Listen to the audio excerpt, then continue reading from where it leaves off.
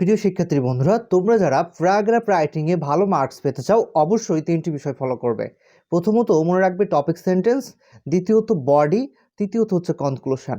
দেখো, topic sentence হচ্ছে সেই সেন্টেন্স যে সেন্টেন্স দ্বারা একটি প্যারাগ্রাফের মূল বিষয়বস্তু সম্পর্কে রিডার আর পাঠককে আমরা ধারণা দিব। এবং সেকেন্ড থিং হচ্ছে বডি।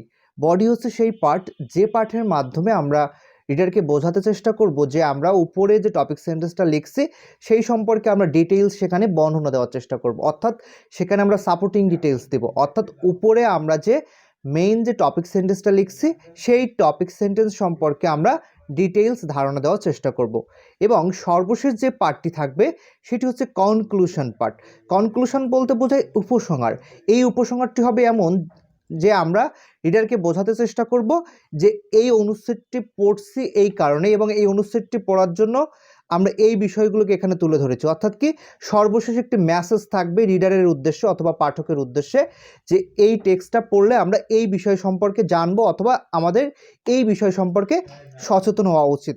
সুতরাং মনে রাখবে topic sentence, body and conclusion, এই তিনটা পার্টের কম্বাইনে আমরা চেষ্টা করব একটি প্যারাগ্রাফকে সুন্দরভাবে সাজিয়ে লিখতে, এবং এ নিয়ে আমরা বিস্তারিত ভিডিও দেওয়ার চেষ্টা করব। So thank you very much for watching this live. Soon stay safe.